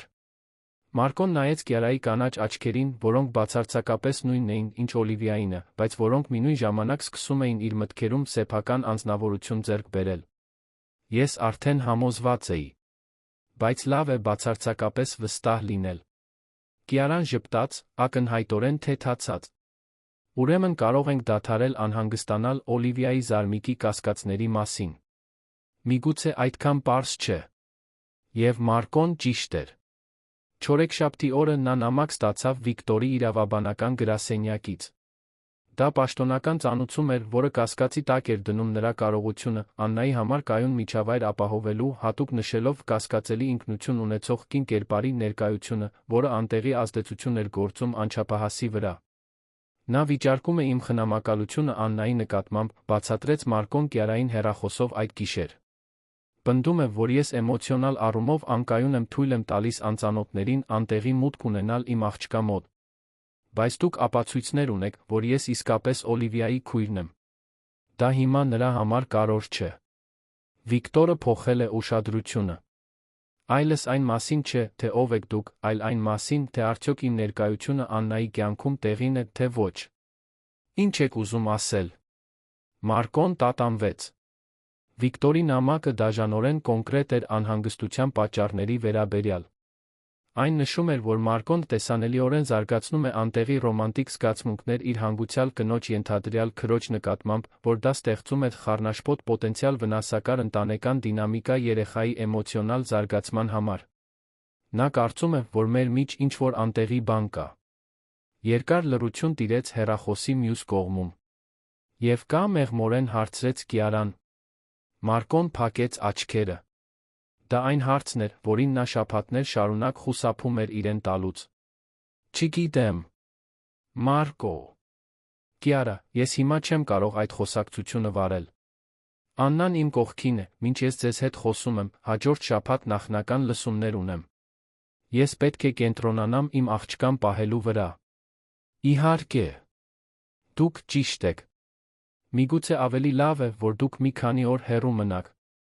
Գոնե մինչ մենք լուծենք այս իրավական հարցը։ Դուք ինձ խնդրում եք հեռու մնալ Աննայից։ Ես խնդրում եմ, որ դուք օգնեք ինձ ապացուցել Վիկտորին, որ ես կարող եմ ռացիոնալ որոշումներ կայացնել իմ աղջկա դաստիարակության վերաբերյալ։ Մեկ այլ լռություն։ Լավ։ Ես հեռու կմնամ։ Բայց Մարկո, եթե ձեզ ինչ-որ բան պետք լինի, որը բան կարող եք ինձ զանգահարել։ Շնորհակալություն։ Հաջորդ օրերը դժվար էին։ Աննան անընդհատ հարցնում էր, թե ինչու մորաքույր Կիարան այլս չէր հայտնվում, Մարկոն չգիտեր, ինչպես բացատրել իրավիճակը, առանց նրան վախեցնելու։ Վիկտորը կարողացել էր կազմակերպել, որ լսումները նշանակվեն հաջորդ ուրբաթ, Մարկոն անքուն գիշերներ էր անցկացնում, պատրաստելով իր պաշտպանությունը կազմակերպելով փաստաթղթեր, որոնք կապացուցեին իր կայունությունը որպես հայր։ Հինգշաբթի օրը ամեն ինչ փլուզվեց։ Մարկոն աշխատանքից տուն էր եկել Աննային հյուրասենյակում լացող էր գտել։ Երբ նա հարցրեց, թե ինչ էր պատահել, նա ասաց, որ դպրոցի մյուս երեխաները հարցեր էին տալիս, թե ինչու նա մայր չունի, արդյոք այն կինը, ով երբեմն նրան էր վերցնում, իր նոր մայրն էր։ Ես ասացի, որ մորաքույր Կիարան մայրիկի քույրն էր, բայց նրանք չհավատացին։ Ասացին, որ մահացած մարդիկ քույրեր չեն ունենում, ովքեր ոչնչից հայտնվում են։ Մարկոն նստեց աղջկա կողքին բազմոցին, գրկելով նրան։ Երեխաները երբեմն անմտածված բաներ են ասում, արքայադուստր։ Բայց նրանք ճիշտ են։ Մորաքույր Կիարան կանհետանա։ Մայրիկի պես։ Հարցը Մարկոյին հարվածեց որպես բռունցք կրծքին։ Նա ինքն էր իրեն նույն հարցը տալիս, վախենալով, որ Կիարան կարող է պարզապես որոշել, որ բարդությունը արժանի չէ դրան վերադառնալ իր նախկին կյանքին։ Ոչ, Աննա։ Մորաքույր Կիարան չի անհետանա։ Ուրեմն ինչու է նա այլս չի գալիս այստեղ։ Մարկոն չգիտեր, ինչպես պատասխանել։ Այդ գիշեր, Աննայի քնելուց հետո, նա զանգահարեց Կիարային։ Պետք է վաղը այստեղ գաք։ Աննան տառապում է ձեր բացակայությունից։ Մարկո, դուք էիք խնդրել, որ ես հեռու մնամ։ Ես գիտեմ, բայց նա չի հասկանում։ Եվ ես նույնպես լավ չեմ հաղթահարում դա։ Ինչ եք ուզում ասել։ Ուզում եմ ասել, որ կարոտում եմ ձեզ։ Շատ։ Լռություն տիրեց։ Ես նույնպես կարոտում եմ ձեզ։ Հուսահատորեն։ Ուրեմն եկեք այստեղ։ Միասին կլուծենք դա։ Կիարան ժամանեց ուրբաթ առավոտյան, նախքան Աննայի դպրոց գնալը։ Աղջիկը վազեց գրկելու նրան, ակնհայտորեն թեթացած մորաքույրին նորից տեսնելուց։ Մտածում էի, որ ընդմիշտ գնացել եք, ասաց Աննան, ամուր բռնելով Կիարայի ձեռքը։ Ես երբեք չէի գնա, առանց քեզ հրաժեշտ տալու, իմ սիրելի։ Աննայի դպրոց գնալուց հետո Մարկոն Կիարան մենակ մնացին խոհանոցում։ Նրանց միջ լարվածությունը շոշափելի էր։ Մարկո, այն, ինչ դուք ասացիք երեկ։ Ես գիտեմ։ Դա անտեղի էր։ Դա անտեղի չէր։ Դա անկեղծ էր։ Կիարան մոտեցավ նրան։ Եվ ես նույնպես պետք է անկեղծ լինեմ։ Ես Օլիվիային չէի փնտրում միայն իմ քրոջը ճանաչելու համար։ Ես եկա, որովհետև միայնակ էի, որովհետև զգում էի, որ իմ կյանքի մի կտորը բացակայում էր։ Իսկ հիմա ես ավելին եմ գտել, քան քույր։ Ես ընտանիք եմ գտել։ Ես ձեզ եմ գտել։ Մարկոն նայեց նրան, զգալով, որ բաժանված է ցանկության մեղքի մեջ։ Կիարա, սա շատ բարդ է։ Դուք Օլիվիայի քույրն եք։ Աննան ձեզ համարում է մայրական կերպար։ Վիկտորը փորձում է ապացուցել, որ ես ի վիճակի չեմ պատշաճ կերպով դաստիարակել իմ աղջկան։ Իսկ եթե բարդ չլիներ։ Իսկ եթե Վիկտորը գոյություն չունենար։ Իսկ եթե Օլիվիան իմ քույրը չլիներ։ Ինչ կզգայիք իմ նկատմամբ։ Մարկոն չպատասխանեց, բայց պատասխանը պարզ էր նրա աչքերում։ Մարկո, ես գիտեմ, որ սա դժվար է։ Բայց դուք չեք կարող հավերժ ապրել անցյալում։ Օլիվիան մահացել է։ Ես այստեղ եմ։ Դա այդքան պարզ չէ։ Ինչու՞ չէ։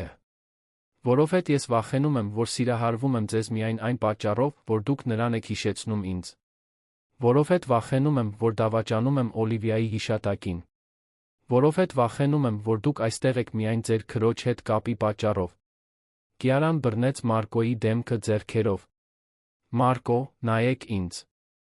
Իրականում նայեք ինձ։ Ոչ թե որպես Օլիվիայի քույր, այլ որպես Կիարա։ Ինչ եք տեսնում։ Մարկոն նայեց նրա կանաչ աչքերին առաջին անգամ կարողացավ տեսնել Օլիվիայի նմանությունից այն կողմ։ Նա տեսավ այն կնոջը, ով իր կյանքն անցկացրել էր ընտանիք փնտրելով, ով անմիջապես սիրահարվել էր Աննային, ով նորից ծիծաղ էր բերում իր տուն։ Նա տեսավ Կիարային։ Ես ձեզ եմ տեսնում, մեղմորեն ասաց նա։ Եվ ես սիրում եմ ձեզ։ Ոչ թե որպես քենակալ, ոչ թե որպես Օլիվիայի փոխարինող, այլ որպես Կիարա, սիրելով Մարկոյին։ Նախքան նա կկարողանար պատասխանել, հեռախոսը զանգահարեց։ Դա Մարկոյի փաստաբանն էր։ Մարկո, ես պետք է շտապ խոսեմ ձեզ հետ։ Վիկտորը արագացրել է գործընթացը։ Լսումները նշանակվել են այսօր կեսօրին։ Ինչ։ Ինչպես թե։ Նա պնդեց Աննայի համար անմիջական վտանգ։ Ասաց, որ ապացույցներ ունի, որ դուք անտեղի հարաբերություններ եք պահպանում ձեր հանգուցյալ կնոջ քրոջ հետ, անչափահասի ներկայությամբ։ Մարկոն նայեց Կիարային, ով լսել էր խոսակցությունը։ Ինչպես կարող է նա ապացույցներ ունենալ։ Չգիտեմ։ Բայց դուք պետք է հիմա գաք գրասենյակ։ Եվ Մարկո ավելի լավ կլինի, եթե տիկին Կիարան ներկա չլինի լսումներին այսօր։ Մարկոյի հեռախոսը անջատելուց հետո նա Կիարան լուռ նայեցին միմյանց։ Նա ճիշտ է, ասաց Մարկոն վերջապես։ Դուք չեք կարող այնտեղ լինել այսօր։ Մարկո, մի թողեք, որ նա բաժանի մեր ընտանիքը։ Մեր ընտանիքը։ Մարկոն անբացատրելի զայրույթի ալիք զգաց։ Կիարա, դուք այստեղ եք 2 ամիս։ Աննան ես ընտանիք ենք 9 տարի։ Մի ենթադրեք բաներ։ Կիարան հետ քաշվեց, կարծես ապտակ ստացած լիներ։ Ես դա նկատի չունեի։ Չէիք։ Որովհետև ինձ թվում է, որ դուք այստեղ եկաք, տեսակ պատրաստ ընտանիք որոշեցիք, որ տեղավորվում եք դրանում։ Սա արդար չէ, Մարկո։ Արդար։ Մարկոն կորցնում էր վերահսկողությունը, վերջին շաբաթների ողջ ճնշումը միանգամից պայթում էր։ Ինչն արդար չէ, այն է, որ դուք հայտնվեցիք իմ կյանքում, ինչ շփոթեցրիք ձեր նմանությամբ Օլիվիային, ստիպեցիք Աննային կապվել ձեզ հետ, հիմա ստեղծում եք մի իրավիճակ, որը կարող է ինձ զրկել իմ աղջկանից։ Ես երբեք չեմ խնդրել նման լինել ձեր կնոջը։ Ես երբեք չեմ խնդրել, որ դուք մեղավոր զգաք իմ նկատմամբ զգացմունքներ ունենալու համար։ Եվ ես, իհարկե, երբեք չեմ խնդրել, որ ինձ վերաբերվեն այնպես, կարծես սպառնալիք լինեի Աննայի համար։ Բայց դուք սպառնալիք եք։ Դուք հարուստ եք, հաջողակ, սեփական երեխաներ չունեք։ Ինչ կլինի, երբ դուք հոգնեք մեզ հետ ընտանիք խաղալուց։ Ինչ կլինի, երբ որոշեք, որ ուզում եք ձեր կյանքը վերադարձնել։ Աննան կկործանվի։ Կիարան արցունքները աչքերում նայեց նրան։ Դուք իսկապես հավատում եք, որ ես դա կանեմ։ Մարկոն տատանվեց։ Իրականում, նա չէր հավատում։ Բայց նա վախեցած էր, զայրացած, բաներ էր ասում, նրան ցավեցնելու համար։ Ես չգիտեմ, ինչին հավատալ այլս։ Ուրեմն միգուցե Վիկտորը ճիշտ է։ Միգուցե դուք իսկապես ի վիճակի չեք ռացիոնալ որոշումներ կայացնել Աննայի մասին։ Արտահայտությունը Մարկոյին հարվածեց որպես ապտակ դեմքին։ Դուրս եկեք իմ տնից։ Մարկո։ Դուրս եկեք։ Հիմա։ Կիարան վերցրեց պայուսակը, շարժվեց դեպի դուռը։ Շեմին նա վերջին անգամ շրջվեց։ Ես սիրում եմ ձեզ, Մարկո։ Եվ սիրում եմ Աննային։ Սա իրական է, անկախ նրանից, թե ինչին եք հավատում այս պահին։ Բայց ես չեմ մնա, աղաչելով լինել մի ընտանիքի մաս, որը ինձ չի ուզում։ Նրա հեռանալուց հետո Մարկոն նստեց հյուրասենյակի բազմոցին, գլուխը դրեց ձեռքերի մեջ։ Նա կարողացել էր հեռացնել միակ լավ բանը, որը տարիներ շարունակ մտել էր իր կյանք, մի քանի ժամից խնամակալության լսումներ ուներ։ Լսումները մղձավանջ էին։ Վիկտորը լուսանկարչական ապացույցներ ներկայացրեց Կիարայի մասին, ով Աննային դպրոցից էր վերցնում, նրան զբոսանքների էր տանում, Մարկոյի տուն էր մտնում դուրս գալիս ժամերին, որոնք մտերմություն էին հուշում։ Նա հարանների հայտարարություններ ուներ Մարկոյի կյանքում, նոր կնոջ մասին, թե ինչպես էր Աննան շփոթված նրա դերի մասին։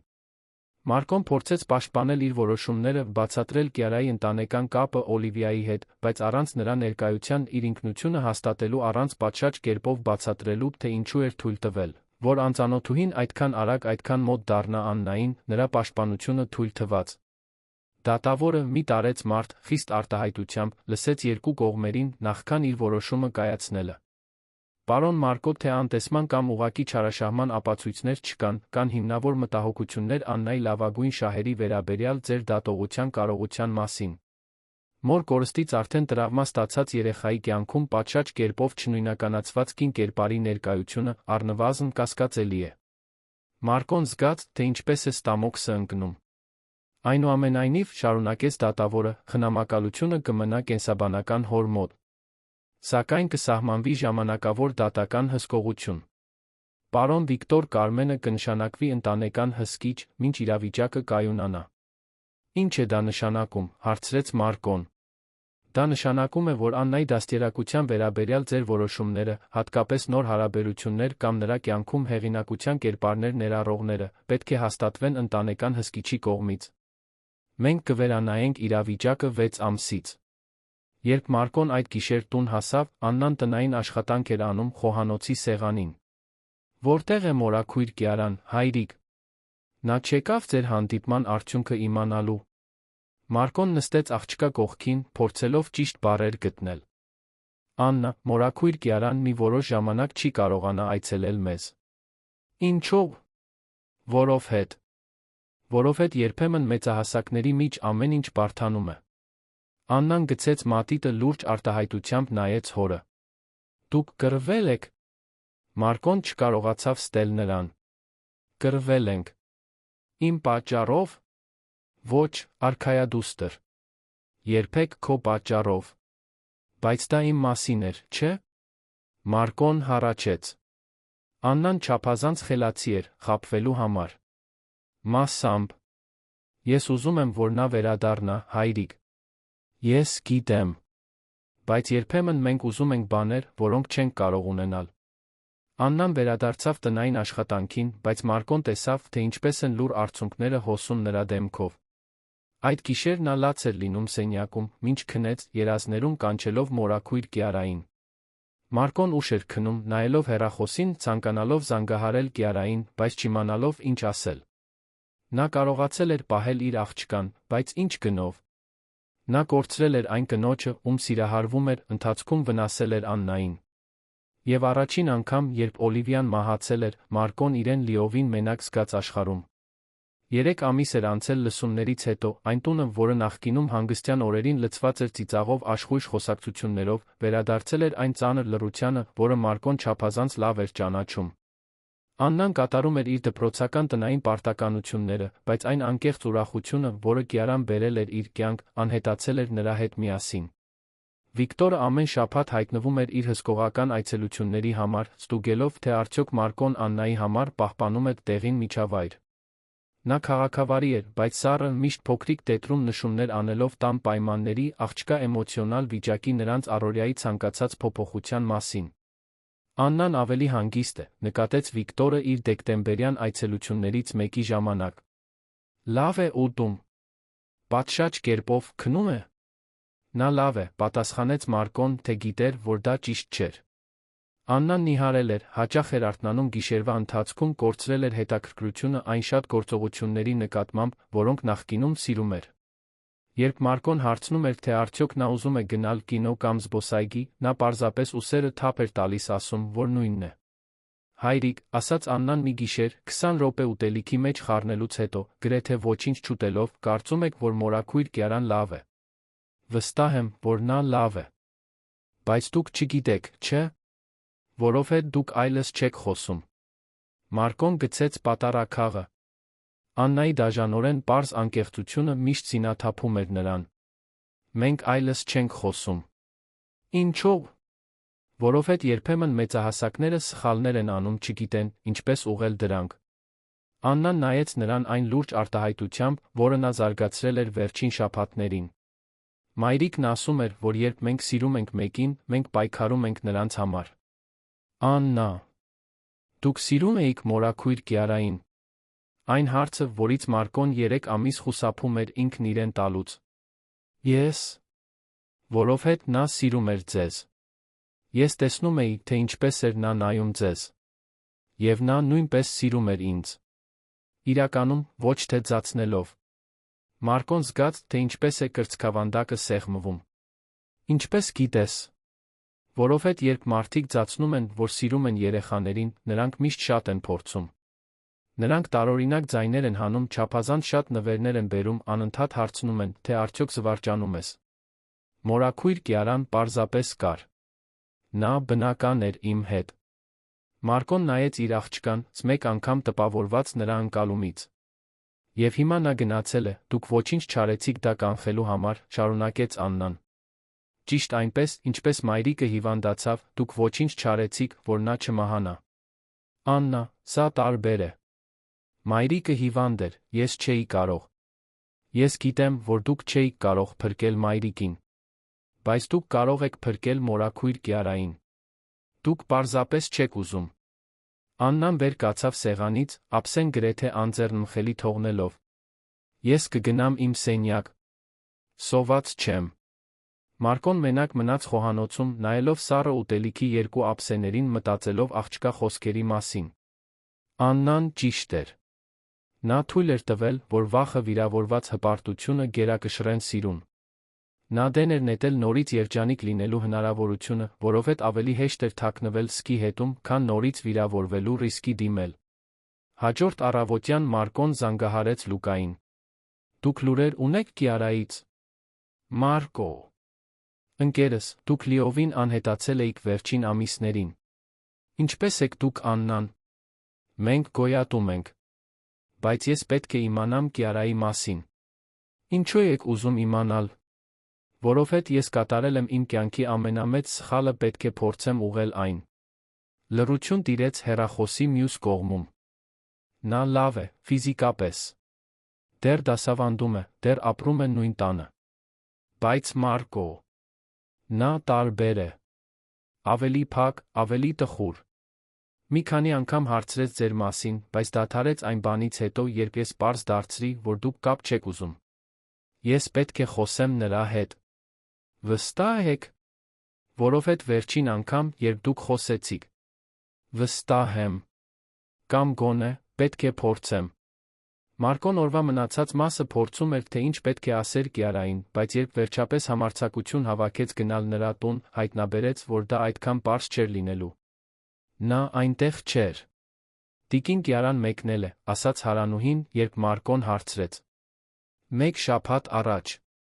Ասաց, որ դպրոցական արձակուրդները կանցկացնի Սանի ափին։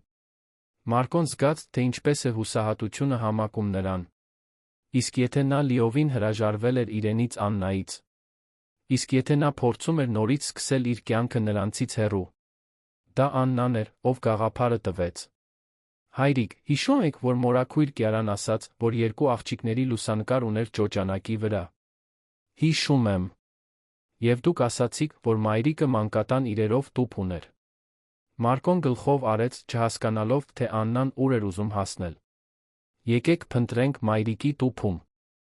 Միգուցե մորաքույր Կիարայի գնալու վայրի մասին ինչ-որ ակնարկ լինի։ Օլիվիայի տուփը պահված էր ձեղնահարկում, ծածկված փոշով շրջապատված մելամաղձությամբ, որին Մարկոն տարիներ շարունակ խուսափել էր դիպչելուց։ Ներսում կային հին լուսանկարներ, մաշված փափուկ արջուկ, մանկատան ընկերների մի քանի նամակներ, ներքում հասցեներով հեռախոսահամարներով փոքր օրագիր։ Նայեք, հայրիկ, բացականչեց Աննան, ցույց տալով օրագրի մի գրառում։ Առափնյա տուն, Սանի ափ, բանալին տիկին Ռոզայի մոտ։ Մարկոն նայեց գրառմանը, գրված Օլիվիայի նուրբ ձեռագրով։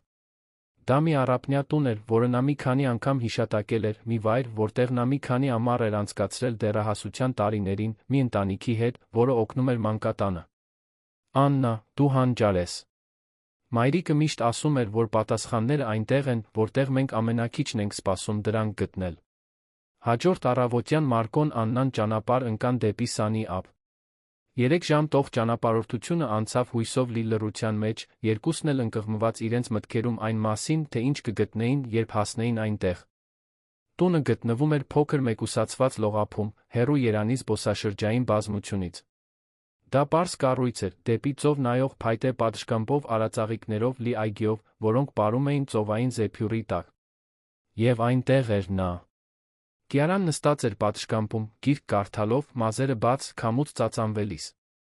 Երբ նա տեսավ Մարկոյի մեքենան կայանված տան դիմաց, նա դանդաղ վեր կացավ, կարծես չէր կարողանում հավատալ այն բանին, ինչ տեսնում էր։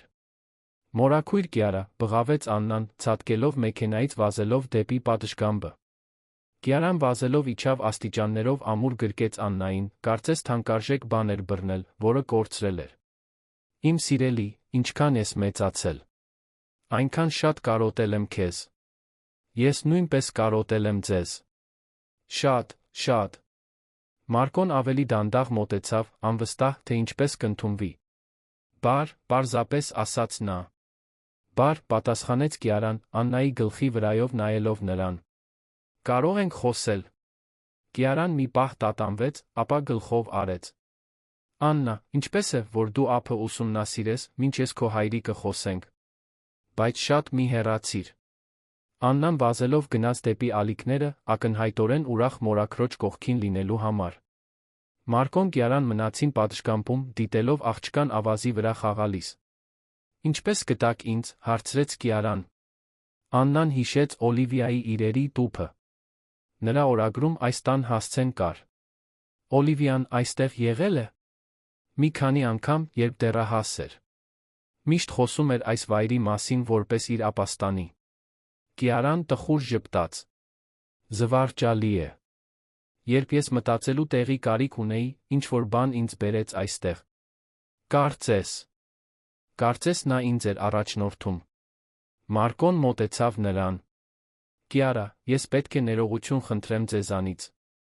Մարկո։ Ոչ, թողեք ես խոսեմ։ Ես սարսափելի բաներ ասացի ձեզ։ Բաներ, որոնք չէի զգում, բաներ, որոնք ասացի, որովհետև վախեցած էի։ Ինչից վախեցած։ Վախեցած, սիրահարվել ձեզ։ Վախեցած, որ դուք կգնաք։ Վախեցած, որ դավաճանում եմ Օլիվիայի հիշատակին։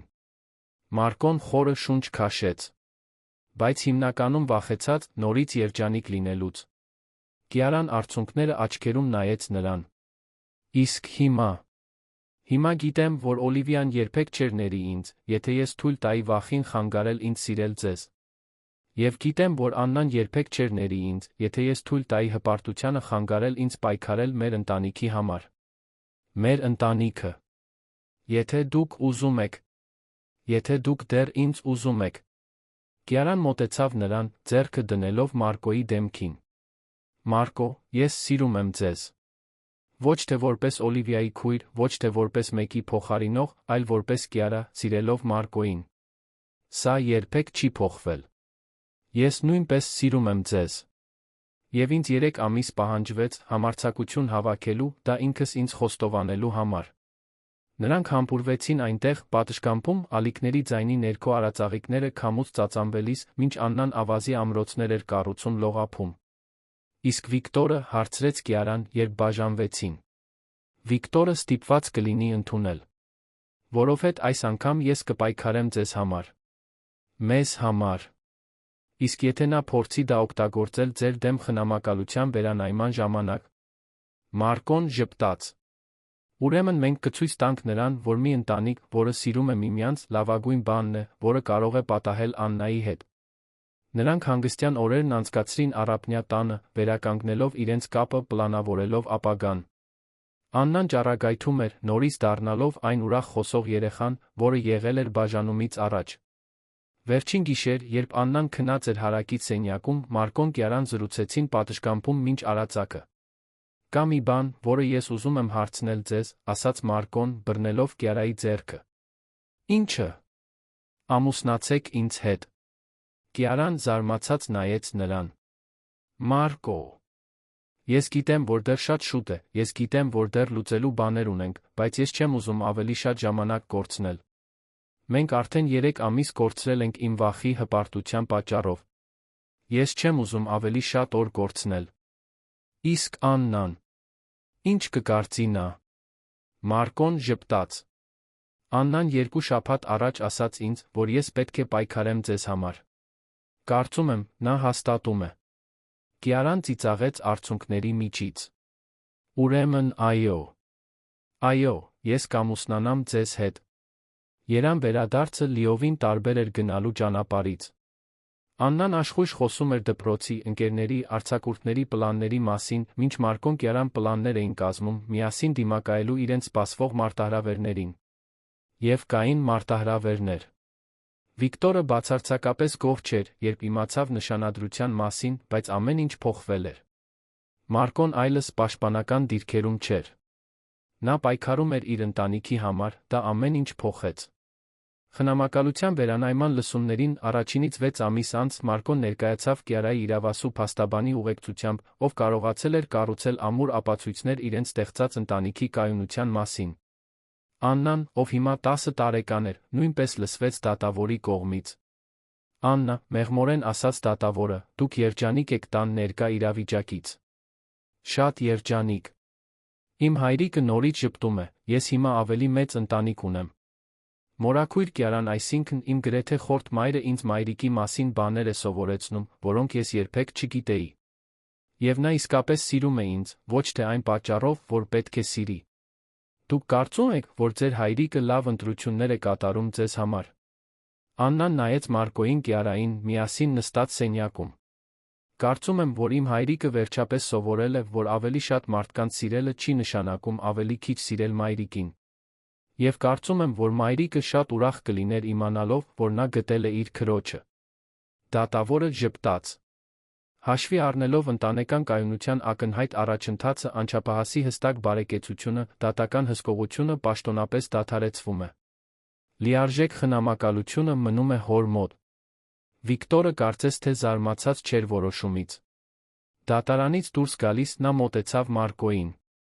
Նա լավ կին է թվում, ասաց նա, նայելով Կիարային, ով զրուցում էր Աննայի հետ մայթին։ Այո։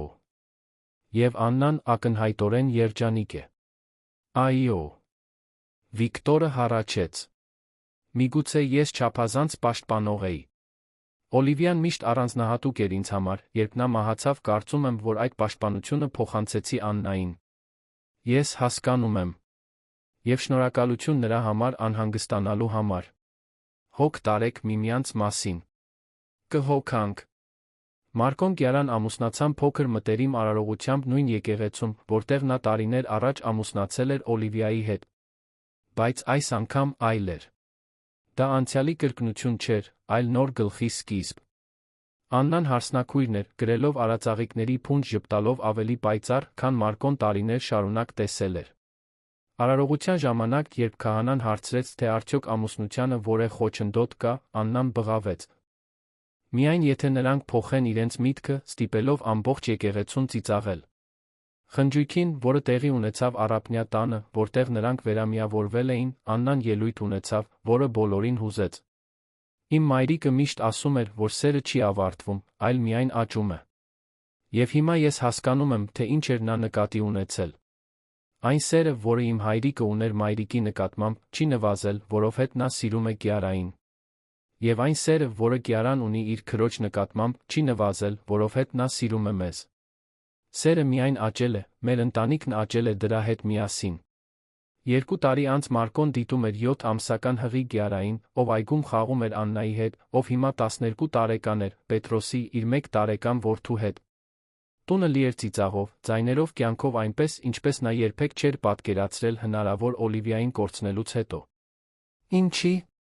մասին եք մտածում, հարցրեց Կիարան, մոտենալով նրան պատշգամբում, որտեղ նա դիտում էր տեսարանը։ Մտածում եմ, թե ինչքան տարօրինակ է կյանքը։